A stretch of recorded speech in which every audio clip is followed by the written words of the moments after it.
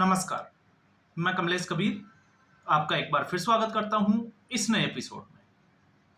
आज के इस एपिसोड में हम बात करेंगे कि किस तरीके से एक बार फिर कांग्रेस पार्टी आम आदमी पार्टी के लिए संजीवनी बन गई।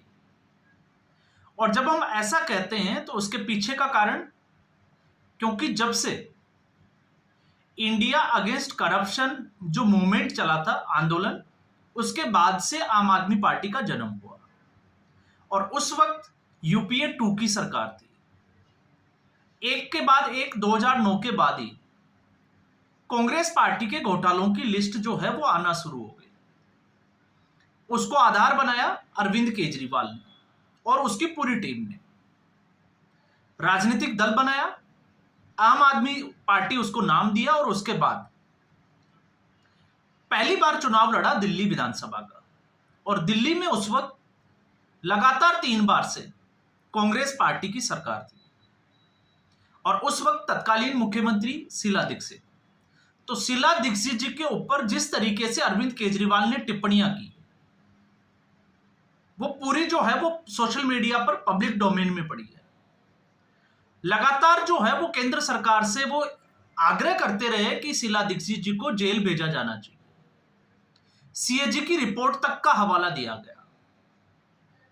और फिर उसके बाद में अगर आप देखोगे 2016-17 के बाद में, तो अरविंद केजरीवाल जल्दी ये समझ चुके थे कि अगर आम आदमी पार्टी को बड़े लेवल पर या एक राज्य से दूसरे राज्यों में अगर स्थापित करना है, तो फिर जहां जहां कांग्रेस पार्टी की सरकारें हैं वहां वहां जो है वो आम आदमी पार्टी को खड़ा करना पड़ेगा। वो उतना ही आसान है, क्योंकि भारतीय जनता पार्टी से सीधे, क्योंकि जहां पर मुकाबला भारतीय जनता पार्टी से है वहां पर आपने देखा आम आदमी पार्टी का क्या हाल हुआ, चाहे वो राजस्थान हो, मध्य प्रदेश हो या कोई छत्तीसगढ़ या किसी दूसरे राज्य की हम बात कर सकते हैं। तो फिर अरविंद केजरीवाल की दूसरे राज्य जहां पर उसकी नजर थी वो थी पंजाब राज्य। और पंजाब में जिस तरीके से कांग्रेस पार्टी की सरकार थी, उस वक्त आपने देखा कैप्टन अमरिंदर सिंह जो कि मुख्यमंत्री थे तत्कालीन, और उस वक्त अरविंद केजरीवाल ने फायदा उठाया कांग्रेस पार्टी की फूट का। तो चाहे दिल्ली की आप विधानसभा चुनाव की बात करें 2013-14 की, या फिर आप पंजाब के 2022 की, तो एक तरीके से अगर आप 2022 में देखोगे तो अरविंद केजरीवाल से ज्यादा अगर हमें इसको समझना है तो कांग्रेस पार्टी को आप ऐसे कह सकते हो कि थाली में सजाकर सत्ता जो है वो अरविंद केजरीवाल के हाथों में सौंप दी आम आदमी पार्टी के। अब उसके पीछे के कारण कांग्रेस पार्टी में गुटबाजी जिस तरीके से हावी रही, तो 2022 में 117 में से 92 सीटें जीतकर आम आदमी पार्टी पंजाब में स्थापित हो गई। लेकिन इसके बाद जो दौर चला, क्योंकि इससे पहले तक अरविंद केजरीवाल और आम आदमी पार्टी की जो छवि थी वो अलग थी, और अब अरविंद केजरीवाल और आम आदमी पार्टी की छवि अलग बन चुकी थी। क्योंकि एक के बाद एक आपने देखा होगा जो संस्थापक सदस्य थे वो पार्टी छोड़कर जा चुके थे, और फिर उसके बाद विकास तोमर से लेकर और फिर उसके बाद संदीप शर्मा, और एक के बाद एक जिस तरीके से जड़ी लगी अरविंद केजरीवाल, मनीष सिसोदिया, सत्येंद्र जैन, ये लोग, संजय सिंह, ये लोग भी जो है वो जेल जाकर रुक गए। तो आम आदमी पार्टी की छवि जो है वो पहले से खराब हो चुकी थी। दिल्ली का विधानसभा चुनाव से पहले आप लोकसभा चुनाव की अगर आप बात करें तो लोकसभा चुनाव में पूरा विपक्ष जो है वो एक साथ आकर चुनाव लड़ा। आंशिक रूप से अगर आप देखोगे तो विपक्ष को इसका फायदा भी हुआ और कांग्रेस पार्टी को इसमें सबसे ज्यादा फायदा हुआ। लेकिन उसके बाद अगली चुनौती थी हरियाणा के विधानसभा चुनाव की। और हरियाणा के विधानसभा चुनाव में उस वक्त हमने जो है वो पूरे तरीके से बात भी की थी, जब एग्जिट पोल और ओपिनियन पोल में कांग्रेस पार्टी की सरकार दिखा रहे थे, तब हमने एक वीडियो बनाया था कि कांग्रेस पार्टी की हालत राजस्थान की तरह है। जिस तरीके से अशोक गहलोत और सचिन पायलट राजस्थान में खेल खेल रहे थे, ठीक उसी तर्ज पे कांग्रेस पार्टी हरियाणा में गेम खेल रही थी। भूपेंद्र हुड्डा और कुमारी सैलजा 2 गुट बन चुके थे, या हम कहें कि रणदीप सुरजेवाला 3 गुट बन चुके थे। फायदा भारतीय जनता पार्टी को हुआ और कांग्रेस पार्टी जो है वो सत्ता से हम कहें कि दूर रही तीसरी बार। तो एंटी इनकम्बेंसी, जो कि किसान आंदोलन से आप देख सकते हैं, अग्निवीर योजना से आप देख सकते हैं, उसका फायदा कांग्रेस पार्टी नहीं उठा सकी। लेकिन उसके बाद महाराष्ट्र के चुनाव हुए और अब जो नजर थी वो थी उपचुनाव के ऊपर। तो सबसे बड़ी चुनौती अरविंद केजरीवाल के लिए थी, क्योंकि अरविंद केजरीवाल दिल्ली का विधानसभा चुनाव हार चुके थे। कांग्रेस पार्टी कोई खास जो है वो अपने वोट शेयर में दिल्ली के विधानसभा चुनाव के परिणाम को अगर हम देखें तो 2% से ज्यादा वो बढ़ाने में नाकामयाब रही। तो ऐसी स्थिति में अगली जो चुनौती बनी हुई थी अरविंद केजरीवाल के लिए, वो चुनौती थी पंजाब। तो पंजाब में अरविंद केजरीवाल और उसकी पार्टी आम आदमी पार्टी के लिए, या हम कहें कि भगवंत मान की जो सरकार थी, उसके लिए शुरुआत के 2 सालों का अगर आप लेखा जोखा देखोगे तो वो ज्यादा आसान जो है वो रहे नहीं। आम आदमी पार्टी की छवि जो है वो उलट खराब हुई। उसके बावजूद आपने देखा कि अरविंद केजरीवाल जैसे ही नई दिल्ली विधानसभा सीट से चुनाव हारे, उन्होंने एक तरीके से डेरा जमा लिया पंजाब में, क्योंकि अगर आम आदमी पार्टी को जिंदा रखना था तो अब अरविंद केजरीवाल के लिए वैसे भी आप देखोगे कि 2027 के लिए चुनाव पंजाब जीतना बहुत जरूरी है। अगर पंजाब में आम आदमी पार्टी सत्ता से बाहर हो जाती है तो फिर यहां पर जो है वो आम आदमी पार्टी के अस्तित्व पर खतरा मंडराने लग जाएगा। तो ऐसी स्थिति में अरविंद केजरीवाल से मनीष सिसोदिया, सत्येंद्र जैन और विभो कुमार, चारों जो है वो फरवरी महीने से अगर आप देखोगे तो वो पंजाब में आकर डटे रहे। उपचुनाव की तैयारी लुधियाना वेस्ट सीट से, क्योंकि उससे अगर आप सत्ता पे देखोगे तो ज्यादा फर्क नहीं पड़ेगा, लेकिन कार्यकर्ताओं के अगर मनोबल की दृष्टि से देखते हैं तो आम आदमी पार्टी को यह चुनाव जीतना जरूरी था। और उसके साथ में जहां अरविंद केजरीवाल की राजनीति की बात करें तो इससे पहले हमने 2-4 वीडियो में पहले ही बात कर दी कि अरविंद केजरीवाल संविधान के आर्टिकल 105 और 106 के तहत जो अरेस्ट के खिलाफ इम्यूनिटी बूस्टर मिलता है उसका फायदा उठाने की पूरी कोशिश की, और उसमें हम कहें कि 100% कामयाब रहे। अब यह डिपेंड करता है कि अरविंद केजरीवाल राज्यसभा जाते हैं या नहीं जाते हैं। तो अगर आपको इसको 105 और 106 क्या है, तो इससे पहले मैंने जो है वो अरविंद केजरीवाल को लेकर 2 वीडियो बनाए थे कि किस तरीके से आर्टिकल 105 और 106 राज्यसभा हो चाहे लोकसभा हो, एक सांसद के तौर पर जिस तरीके से 90 दिन की जो संसद का सत्र चलता है उसमें इम्यूनिटी देता है कि आप गिरफ्तार नहीं कर सकते, बोलने की आजादी होती है, संसद में आप कुछ भी बोल सकते हैं, जिस तरीके से दिल्ली विधानसभा का इस्तेमाल अरविंद केजरीवाल ने किया, तो वो थोड़ा सा आउट ऑफ ट्रैक हो जाता है, इसलिए मैं इस वीडियो में उसकी बात नहीं करूंगा।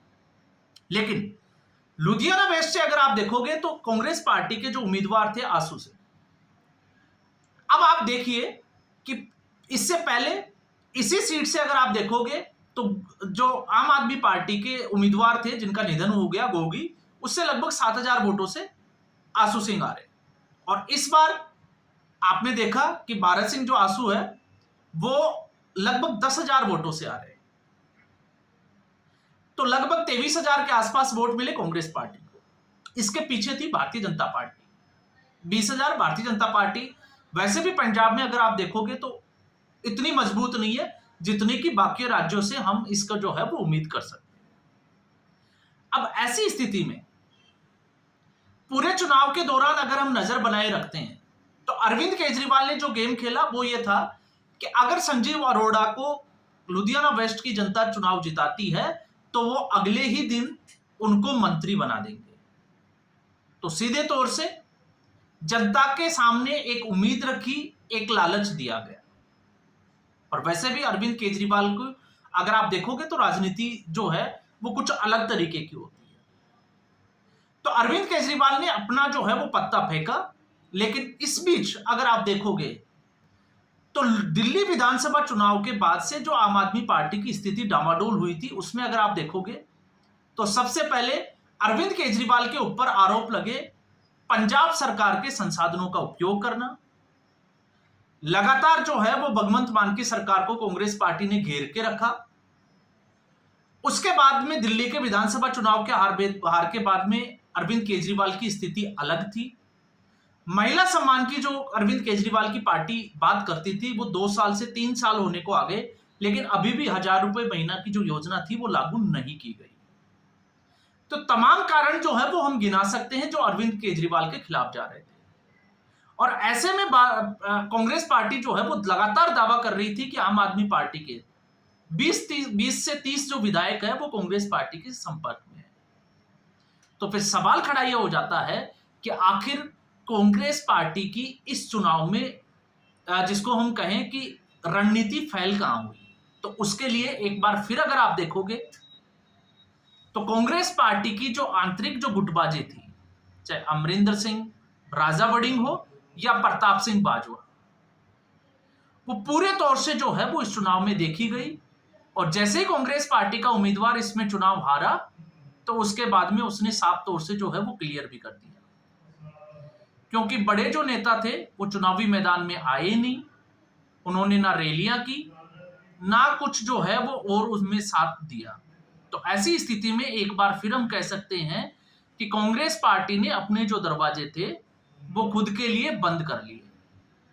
अब ऐसी स्थिति में जो कि कांग्रेस पार्टी की अगर हम बात करें तो आम आदमी पार्टी के लिए मनोबल बढ़ाने वाला ये उपचुनाव साबित हुआ।